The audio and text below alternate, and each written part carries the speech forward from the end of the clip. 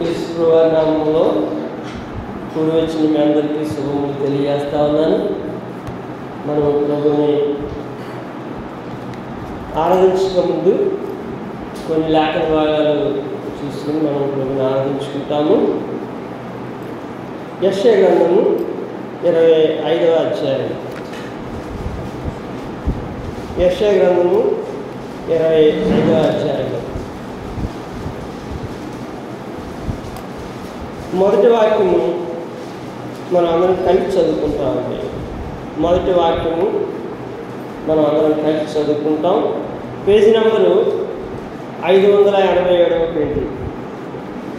Page number 587వ page అండి. Jehovah నీవే నా దేవుడు, నేను నిన్ను హెచ్చించను, నీ నామమును స్తుతించను. నీవు అద్భుతములు చేసితివి, సత్య స్వభావం నీవు పూర్వకాలంలో చేసిన నీ ఆలోచనలు నెరవేర్చితివి. మరోసారి చదువుకుందాం. యెహోవా నీవే నా దేవుడు, నేను నిన్ను హెచ్చించను, నీ నామమును స్తుతించను. నీవు అద్భుతములు చేసితివి, సత్య స్వభావమును అనుసరించి నీవు పూర్వకాలంలో చేసిన నీ ఆలోచనలు నెరవేర్చితివి. మనం చూసినట్లయితే ఈ వాక్య భాగము మనం ఆరాధించుటకు మనం ప్రోత్సహించేదిగా ఉంటాము. ఇక్కడ ఈయన చెప్తా ఉన్నారు, యెహోవా నీవే నా దేవుడువు. అంటే దేవుడు కాకుండా వేరే దేవుడు ఉన్నారా అంటే బైబిల్ గ్రంథంలో కొన్ని విషయాలు రాయబడి ఉంటారు. అది చూసే ముందు మనము ఎవరైతే ఆయన ఎరిగినటువంటి వారు ఉంటారో, ఎవరైతే ఆయన చూసినటువంటి వారు ఉంటారో, ఎవరైతే ఆయన విశ్వాసించినటువంటి వారు ఉంటారో, ఎవరైతే ఆయన దేవుడిగా కలిగినటువంటి వారు ఉంటారో వారు ఆరాధించినటువంటి వారు ఉంటారు. యెహోవా తమకు దేవుడిగా గల జనులు ధనులు, ఆయన స్వాస్థంగా ఏర్పాటు చేసుకున్నటువంటి జనులు ధనులు అని దేవుని వాక్యము మనకు తెలియజేస్తూ ఉంది. ఇలా మనం చూసినట్లయితే ఈయన ఆయన్ని దేవుడిగా ఎరిగి ఆయన్ని స్తుతిస్తూ ఉన్నాడు. అంటే నీవే నా దేవుడు అంటా ఉన్నాడు. అంటే ఈయన కాకుండా వేరే దేవుడు ఉన్నారా అంటే మనము ఆలోచించినట్లయితే మనుషులు చేసుకున్నటువంటి దేవుడు ఉంటా ఉన్నారు. మనిషిని చేసినటువంటి దేవుడు ఈయన మాత్రమే. మనుషులు వారు దేవుడిగా భావించేటటువంటి కొన్ని విషయాలు ఉంటా ఉన్నాయి, కొంతమంది ఉంటా ఉన్నారు ఏమండి. కానీ ఎవరైతే నిజంగా ఈయన్ని ఎరిగినటువంటి వారు ఉంటారో ఆయన్ని ఆరాధిస్తారు. వారి జీవితాలు మార్పు చెందేవిగా ఉంటాయి. వారు ఆశీర్వదించబడేటువంటి వారు ఉంటారు ఏమండి. మనం కొన్ని విషయాలు చూసినట్లయితే యెషయా గ్రంథం 44వ అధ్యాయంలో, యెషయా గ్రంథం 44వ అధ్యాయము 8వ వాక్యం నుంచి ఈ విధంగా రాయబడి ఉంటా ఉంది. మీరు వెరవకుడి, భయపడకుడి, పూర్వకాలం నుండి నేను నీకు ఆ సంగతి వినిపించి తెలియజేయలేదా? మీరే నాకు సాక్షులు. నేను తప్ప వేరొక దేవుడు ఉన్నాడా? నేను తప్ప ఆశ్రయదుర్గం ఏమీ లేదు, ఉన్నట్టు నేను అడగను. ఇలా చూసినట్లయితే ఆయన తప్ప వేరొక దేవుడు లేడు అని తెలియబడతాము. అయితే ఈ లోకంలో కింద బాగా చూసినట్లయితే వారు విగ్రహాలను రూపించుకుని వాటికి ఆరాధించినట్లుగా, వాడిని దేవుడిగా చేస్తున్నట్లుగా వెండి బంగారాన్ని కర్రని వారు పూజించినట్లుగా తెలియబడతా ఉంది. వారు ఇట్టువారు అనేది దేవుని వాక్యంలో రాయబడి ఉంటా ఉంది. దయచేసి నేను చదువుతా ఉన్నాను, గమనించవలసిందిగా మనం చేస్తూ ఉన్నాను. విగ్రహమును నిర్మించే వారందరూ మాయ వంటి వారు, వారికి ఇష్టమైన విగ్రహములు నిష్ప్రయోజనములు, తామే అందుకు సాక్షులు. వారు గ్రహించేవారు కారు, ఎరుగువారు కారు, కనుక వారు సిగ్గుపడరు. వీళ్ళారా వారు చేస్తున్నటువంటి వారికి అది ఎరగనటువంటి వారు ఉన్నారు కాబట్టి వారు సిగ్గుపడినటువంటి వారు ఉంటారని తెలియబడతా ఉంది. 10వ వాక్యంలో ఎందుకును పనికిరాని విగ్రహమును పోతపోసి దాన్ని ఒక దేవునిగా నిరూపించేవాడు ఎవడు? ఏంటి, ఎవరు కూడా నిరూపించలేరు. వారు దేవుడు అంటారు తప్పించి దేవుడిగా నిరూపించలేరు అనేది తెలియబడతా ఉంది. 11వ వాక్యం, ఇదిగో దాన్ని పూజించే వారందరూ సిగ్గుపడుదురు. ఒక దినాన్ని వారు సిగ్గుపడతారు. వారి విగ్రహాలు వారు చేసేటువంటివి వారిని రక్షించలేవు అని తెలియబడతా ఉంది ప్రియులారా. ఆ శిల్పకారులు నరమాత్రులే కదా, వారందరూ పోగు చేయబడి నిలువబడవలను.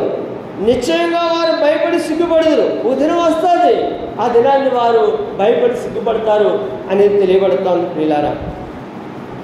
కమ్మరి గొడ్డలికి పదును చేయను, నిప్పులతో పని చేయను, సుత్తుతో దాన్ని రూపించి తన బాహుబలం చేత దాన్ని చేయను.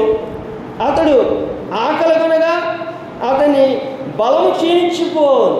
ప్రియులారా, మనుషులు చేసేటటువంటి వారే వారి బలము క్షీణించిపోతుంది, వారి సమస్యలు పోతారు అని తెలియబడతా ఉంది.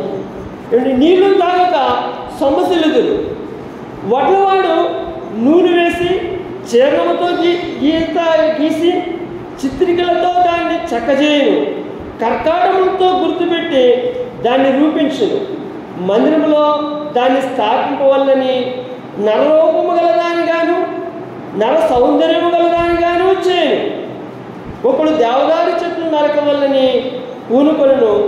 శ్మశాన వృక్షమును కానీ సరళ వృక్షమును కానీ సింధూర వృక్షమును కానీ అడవి వృక్షములలో ఏదో ఒక దానిని తీసుకును.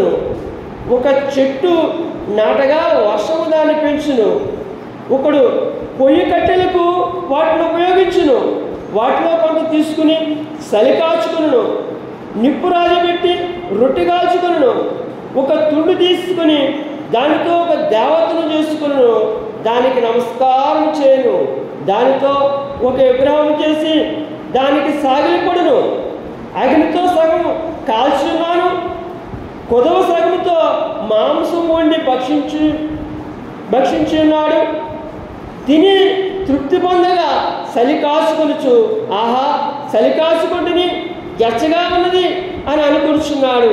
దానిలో మిగిలిన భాగంతో తనకు దేవతగా ఉన్న విగ్రహమును చేయించుకొను. దాని ఎదుట సాగిలిపడుచు నమస్కారం చేయొచ్చు. నీవే నా దేవుడు, నన్ను రక్షించమని ప్రార్థించును. వారు వివేచింపరు, గ్రహింపరు. చూడకున్నట్లు వారి కన్నులు కప్పబడిను, గ్రహింపకున్నట్లు వారి హృదయం మూయబడిను. ఎవడనూ ఆలోచన చేయడు. నేను అగ్నిలో సగం కాల్చి తిని నిప్పుల మీద వేసి రొట్టె కాల్చి తిని దానితో మాంసం వండుకొని భోజనం చేసి తిని మిగిలిన దాన్ని తీసుకుని దానితో ఏమైనా దాన్ని చేదినా చెట్టు మొద్దుకు సాష్టాంగపడినా అని ఎవడనో ఆలోచింపడు. వివేచించుటకు ఎవరికి తెలివి లేదు, వివేచన లేదు. వాడు బూడిద తినుచున్నాడు. వాని మనస్సు మోసపోయినదై తప్పుదారిని వాడిని తీసుకుని పోవచ్చున్నది. వాడు తన ఆత్మను రక్షించుకొనజాలనియు నా కుడి చేతిలో అబద్ధం ఉన్నది కదా అని అనుకున్నట్టుకు వానికి బుద్ధి చాలదు.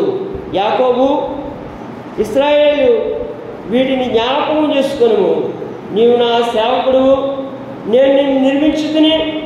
ఇశ్రాయేలీలు, నీవు నాకు సేవకుడై ఉన్నావు, నేను నిన్ను మరువజాలను. మంచు విడిపోయినట్లుగా నేను నీ అతిక్రమములను, మబ్బు తొలగిపోయినట్లుగా నీ పాపములను తుడిసివేస్తున్నాను. నేను నిన్ను విమోచించున్నాను, నా ఎదుగు మల్లుకొను. ప్రియులారా, ఎంతటి చక్కటి వాక్య భాగాలు మనకు తెలియబడతా ఉన్నాయి. ఆయన మనకు దేవుడిగా ఉండి మనకు ఆయన ఏం చేస్తూ వచ్చినాడో అనేది రాయబడి ఉంటా ఉంది. మీరు ఒకప్పుడు మనం ఎరగనటువంటి వారిగా ఉండి విగ్రహాలను పూజించినటువంటి కొంతమంది విషయంలో చూసినట్లయితే విగ్రహాలను పూజ చేసినటువంటి వారు ఎట్టి రీతిగా ఆయన తెలుసుకుంటూ వచ్చారని తెలియబడతా ఉంది. అందుకు నేను అంటా ఉన్నాడు 25వ అధ్యాయం 1వ వాక్యంలో, యెహోవా నీవే నా దేవుడము అని చెప్పబడతా ఉంది. ఆయన మనల్ని చేసినటువంటి దేవుడు, మన సృష్టికర్త, మనం సృష్టించాడు, అంతేకాకుండా మనం రక్షించాడు, మనకు రక్షకుడై ఉన్నాడు, ఆయనే దేవుడై ఉంటా ఉన్నాడు. ఏమండి, మనం ఆయన్నే ఆరాధించాలా, ఆయన్నే పూజించాలని తెలియబడతా ఉంది. అంతేకాకుండా మనం చూస్తూ వచ్చాం, కొంతమంది చూసినట్లయితే వారి కలిమి కొలది కొంతమంది వెండి విగ్రహాలు చేసుకుంటారు, వేరే చోట రాయి ఉంటా ఉంది. కొంతమంది బంగారు విగ్రహాలు చేసుకుంటారని తెలియబడతా ఉంది. కొంతమంది అంటే నేరస్తుడు చెక్కతో చేసుకుంటాడని తెలియబడతా ఉంది. పిల్లరా, అట్టి స్థితి నుంచి మనల్ని విడిపిస్తూ వచ్చినాడు. వారు వాటిని వారికి దేవుళ్ళుగా దేవతలుగా చూసుకుంటూ వచ్చినారు. అయితే ఈయనంటా ఉన్నాడు, నీవే నా దేవుడు. ఎవరైతే ఆయన చూసి ఎగిరేటువంటి వారు ఉంటారో, ఆయన్ని ఆరాధించేటువంటి వారు ఉంటారు అనేది మనకు తెలియబడతా ఉంది. ఎవరిని మనం ఆరాధిస్తామో వారికిలాగా మనం ఉంటాము అని 115 కీర్తన 8వ వాక్యంలో రాయడం ఉంటా ఉంది. వీళ్ళ ఇంకా కొన్ని విషయాలు చూసినట్లయితే మనుషులు దేవుళ్ళుగా దేవతలుగా వేటిని చేసుకుంటూ వచ్చారో ఇప్పుడు మనం చూస్తూ వచ్చే విగ్రహాన్ని వారు చేసుకున్నట్లుగా తెలియబడతా ఉంది. హబక్కూకు గ్రంథంలో చూసినట్లయితే హబక్కూకు గ్రంథము 1వ అధ్యాయము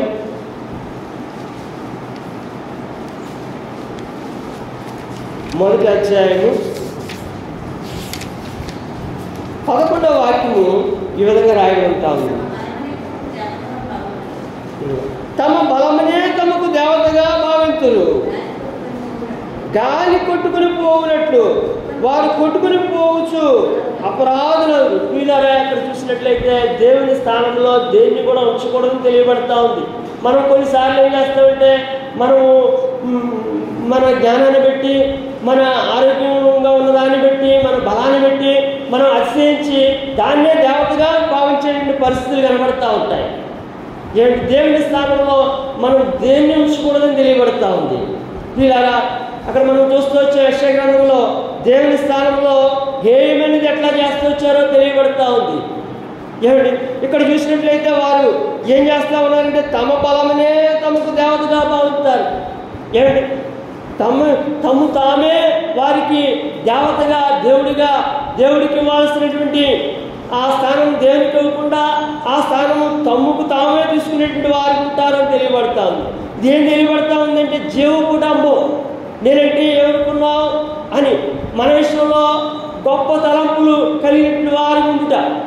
ఏమండి, ఆ యేసుకేలు గ్రంథంలోనో యెషయా గ్రంథంలోనో ఒకసారి రాయబడి ఉంటా ఉంది, నువ్వు మానవుడై ఉండి నువ్వు దేవునికి ఉన్నంత తలంపులను కలిగి ఉన్నావు అని దేవుని వాక్యంలో రాయబడి ఉంటా ఉంది. ప్రియులారా, అదేం తెలియజేస్తా ఉందంటే తమ బలమనే తమకు దేవతగా జీవపు డంబాన్ని తెలియజేస్తా ఉంది. ప్రియులారా, మనం ఆయన్ని ఆరాధించాలా, ఆయన స్థానంలో దేన్ని ఉంచకూడదని చెప్పబడతా ఉంది. హబక్కూకు గ్రంథం 1వ అధ్యాయము 16వ వాక్యం చూసినట్లయితే, కావున వల వలన మంచి భాగము పుష్టినిచ్చు భోజనమును తమకు కలుగుచున్నవని వాడు తమ వలకు బలు అర్పించున్నాడు, తన ఉరులకు దోపు వేయుచున్నాడు. ఇలా ఇక్కడ ఏం తెలియబడతా ఉందంటే ఇక్కడ చూసినట్లయితే తన వలకు బలు అర్పించున్నాడు. ఏమిటి, వీరి యొక్క జీవితంలో చూసినట్లయితే దేవుడి స్థానంలో దేని ఇచ్చారంటే తమ ఉద్యోగాన్ని నుంచి వచ్చినట్టుగా తెలియబడుతుంది. వల ఉద్యోగానికి సాదృశ్యంగా ఉంటా ఉంది, వల పనికి సాదృశ్యంగా ఉంటా ఉంది, వల వ్యాపారానికి సాదృశ్యంగా ఉంటా ఉంది.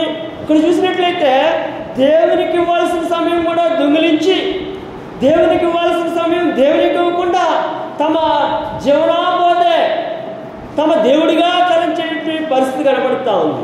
ఇలా కష్టపడదని చెప్పట్లేదు, ఉద్యోగం చేయొద్దని చెప్పట్లేదు, వ్యాపారం చేసుకోవద్దని చెప్పట్లేదు, కానీ అదే జీవితం అయిపోకూడదు, అదే దేవుడు అయిపోకూడదు అనేది తెలియబడతా ఉంది. ప్రియులారా, ఏమండి, కాబట్టి దేవునికి ఇవ్వాల్సిన సమయం దేవునికి ఇచ్చేసేటట్టు వారుగా ఉండాలా అని తెలియబడతా ఉంది.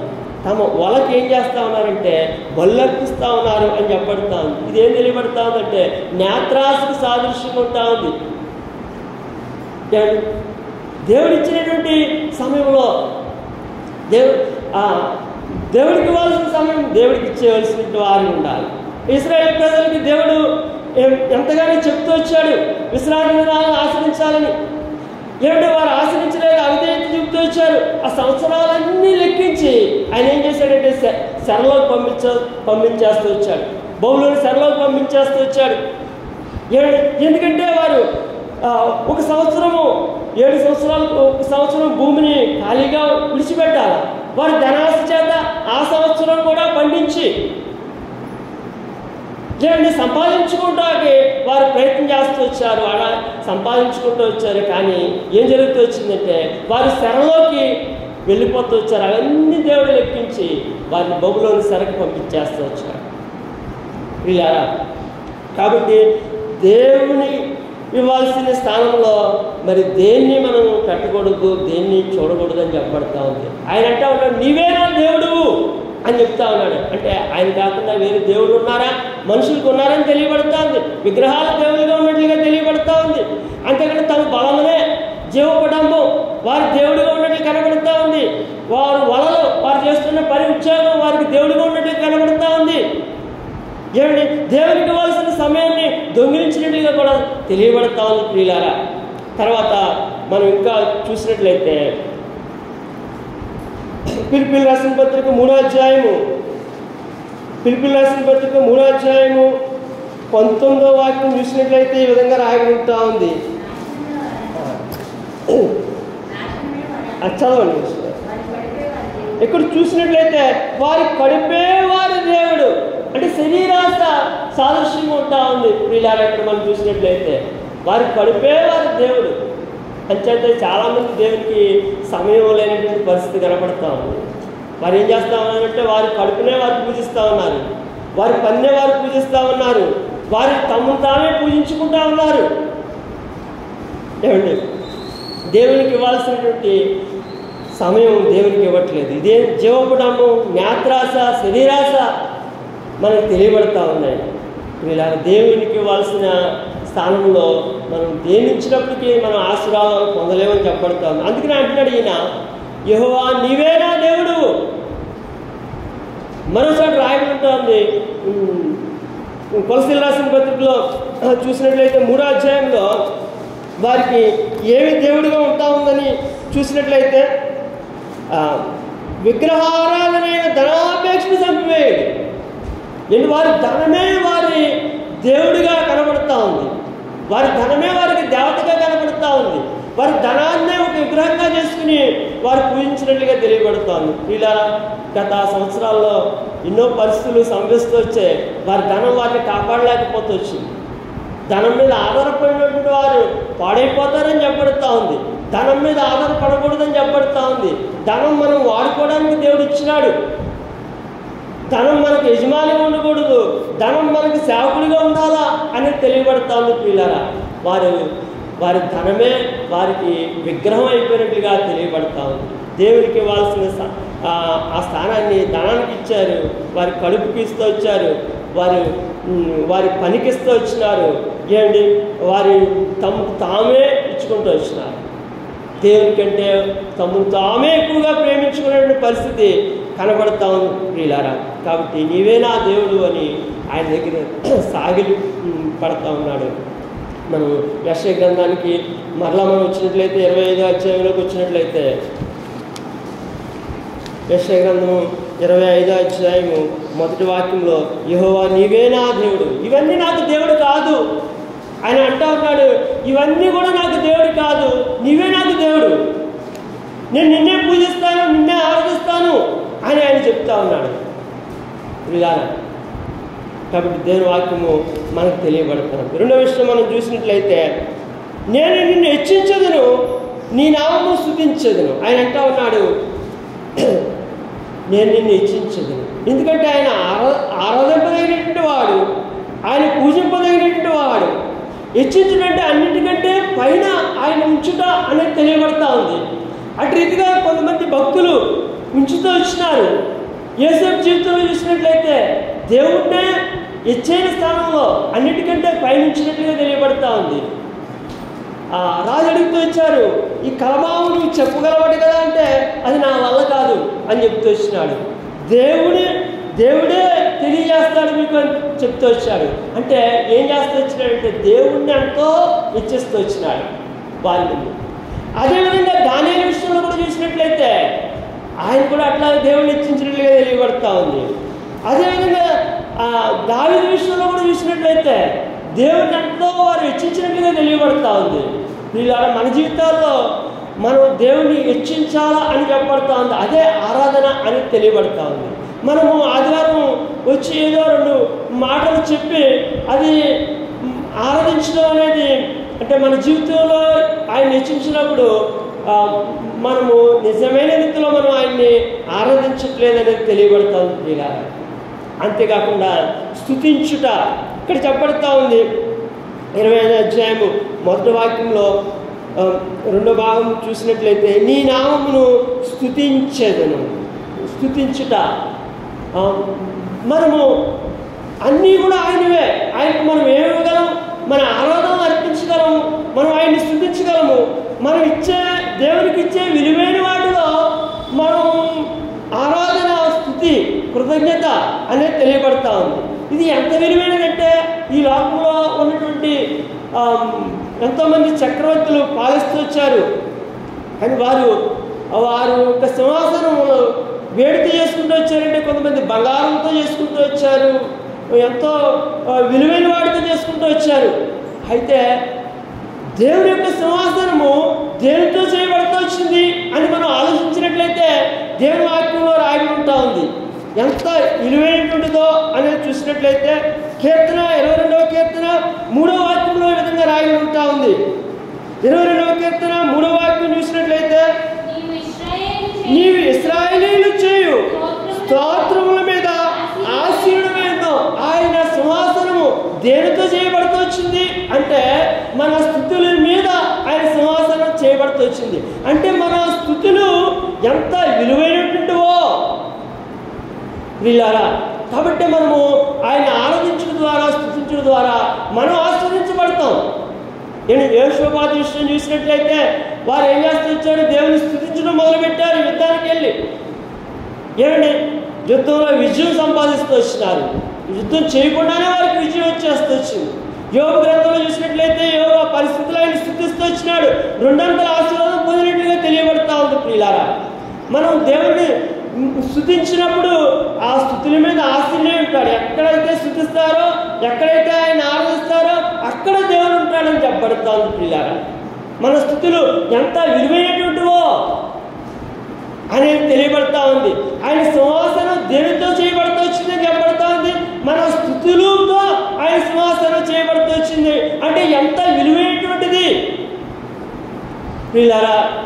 మనం చూసినట్లయితే ఆయన అంటా ఉన్నాడు స్తుతించుట అంటే ఆయన ఎంత గొప్పవాడో అనేది మనం తెలియజేస్తూ ఉన్నాము.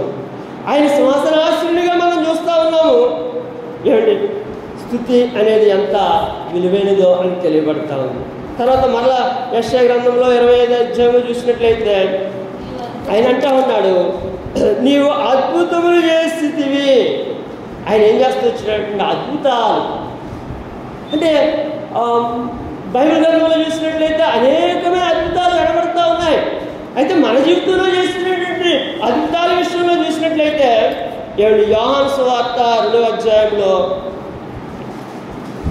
అద్భుతాలు చేస్తూ ఉన్నాడు.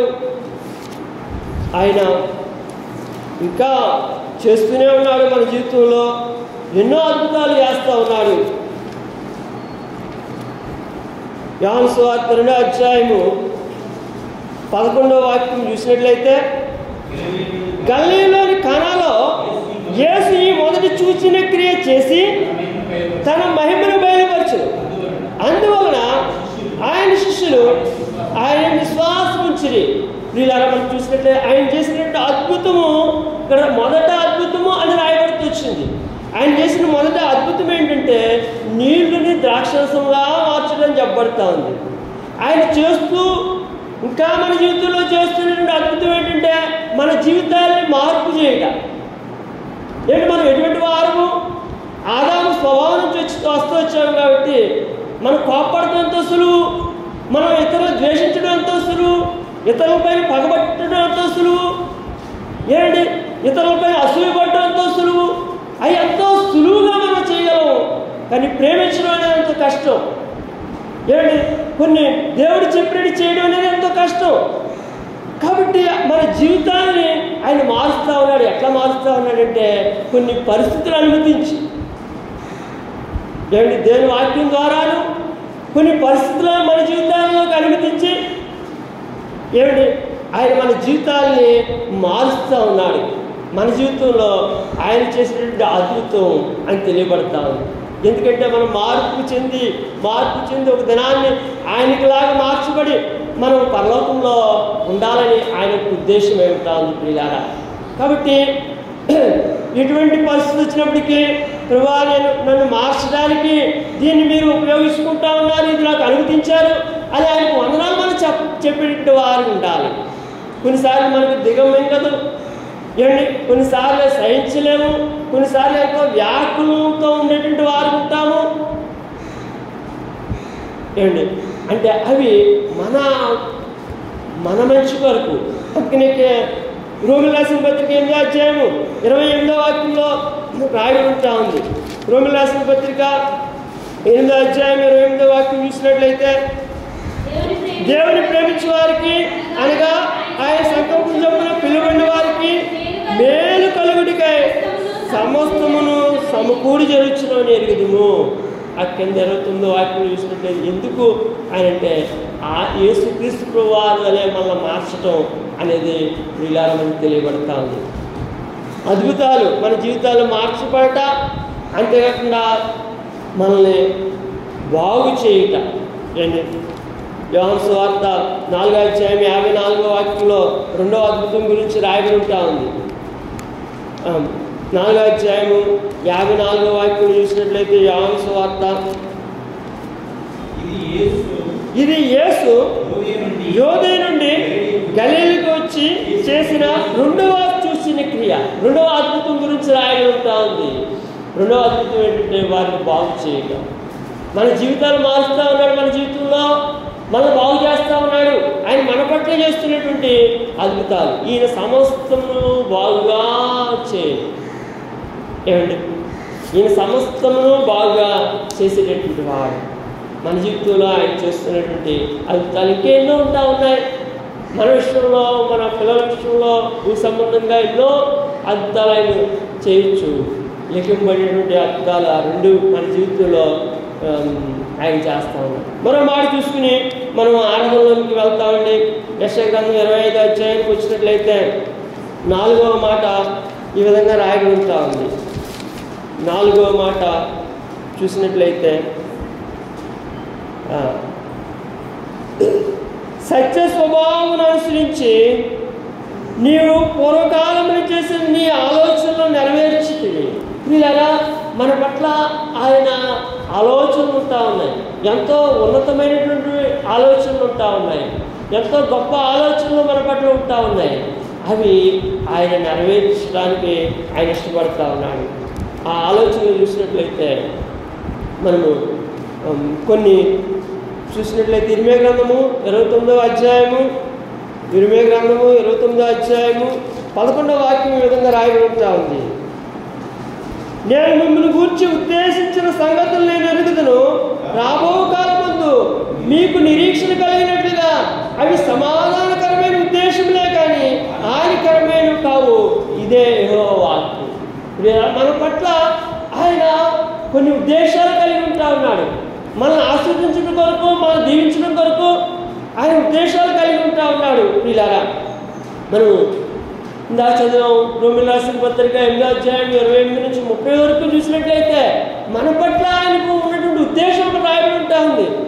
ఆయన ఉద్దేశం ఏంటంటే మన జీవితాలు యేసుక్రీస్తు ప్రభువారి వలె మార్చబడటం, ఒక దినాన్ని ఆయన ఎదుట అతిథిగా నిలబడటం అని చెప్పబడతా ఉంది. అంతేకాకుండా కీర్తన 139వ కీర్తనలో కూడా చూసినట్లయితే 139వ కీర్తన 139వ కీర్తన 17వ వాక్యము 18వ వాక్యము ఈ విధంగా రాయబడి ఉంటా ఉంది. దేవా నీ తలంపులు నాకు ఎంతో ప్రియమైనవి, వాటి మొత్తం ఎంత గొప్పది, వాటిని లెక్కించదని కొట్టినా ఎక్కువై ఉన్నవి. నేను మేల్కొంటినా ఇంకనూ నీ యొద్దనే ఉందును. ప్రియులారా, మనం చూసినట్లయితే మనం ఆలోచించుంటే మనం ఎటువంటి వారమని దేవుని వాక్యం చెప్పబడతా ఉంది. మనం మట్టి వారమని చెప్పబడతా ఉంది. ఏంటి ఆవిరి వంటి వారమని చెప్పబడతా ఉంది. అంతలో కనపడి అంతలో మాయమైపోయింది. ఆవిరి వంటి వారమని, చాల నుంచి చారు నీటి బిందువులు వంటి వారమని చెప్పబడతా ఉంది. మనం ఎంత అల్పులమో ఎంత బలహీనమో అనేది తెలియబడతా ఉంది. అటువంటి మనల్ని ఆయన ఎంత గొప్ప ఉద్దేశం కలిగినటువంటి వాడుకుంటా ఉన్నాడు. వీళ్ళారా ఎంత ఆశ్చర్యం! మన పట్ల ఆయన కలిగినటువంటి ఉద్దేశాలు పరలోకం నుంచి ఆ దేవదూతలు తొంగి చూసి మన ఆశ్చర్యపడుతున్నట్లుగా దేవుని వాక్యంలో రాయబడి ఉంటా ఉన్నాయి. వీళ్ళారా ఏమండి, 40వ కీర్తన 5వ వాక్యంలో కూడా చూసుకుంటే ఆయన ఉద్దేశాలు విషయంలో రాయబడి ఉంటాం. యెహోవా నా దేవా, నీవు మా ఎడల జరిగించిన ఆశ్చర్యక్రియలను, మా ఎడల నీకున్న తలంపులను బహు విస్తారములు వాటిని వివరించి చెప్పుదును అనుకుంటున్నా. అవి లెక్కకు మించి ఉన్నవి. నీకు సాటైన వాడు కూడా లేడు. ప్రియులారా, సరే మన పట్ల ఆయన ఎంత గొప్ప ఉద్దేశాలు కలిగి ఉంటా వచ్చినాడో అనేది దేవుని వాక్యం మనకు తెలియబడతాను. అవి మనకు ఆశ్చర్యం అనిపించవచ్చు, అది సత్యమేం చెప్పబడతా ఉంది. 4 విషయాలు చూస్తూ వచ్చాం. ఆయనే దేవుడిగా ఎవరైతే కలిగి ఉంటారో వారు ఆయన ఆరాధించేటువంటి వారు ఉంటారు. నాకు ఎవరు కాదు దేవుడు, నీవు నాకుండగా ఈ లోకంలో ఏదీ నాకు ఎక్కర్లేదని 73వ కీర్తన 25వ వాక్యంలో కీర్తనకాడు చెప్తా ఉన్నాడు. దేవుడు నీవే నా దేవుడు. నాకు ధనం నాకు దేవుడు కాదు, నా కడుపు నాకు దేవుడు కాదు, నేను దేవుడు కాదు, నాకు ఏ విగ్రహం నాకు దేవుడు కాదు, నీవే నాకు దేవుడు అని ఆయన్ని ఆరాధిస్తూ ఉన్నాడు. పిల్లారా, నా ఉద్యోగం నాకు దేవుడు కాదు అని చెప్పి ఆయన ఆరాధిస్తూ ఉన్నాడు. రెండోది చూసినట్లయితే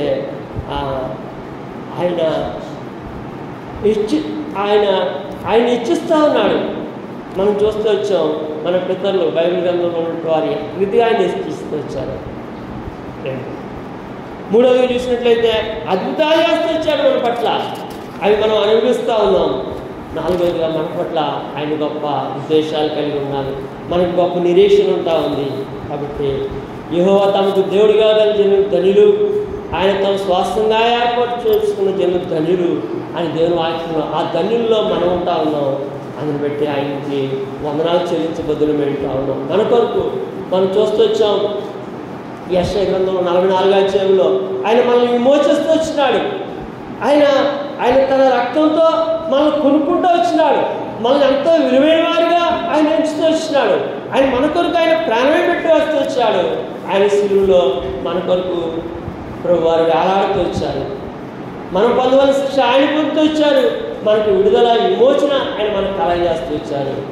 అంత గొప్ప కార్యం మన పట్ల ఆయన చేస్తూ వచ్చారు. అందుని బట్టి ఆయన స్తుతించా బదులు పెడతా ఉన్నాం. అట్టిగా ప్రభుని స్తుతించడానికి ప్రభు మనకు సహాయం చేయదు కాక.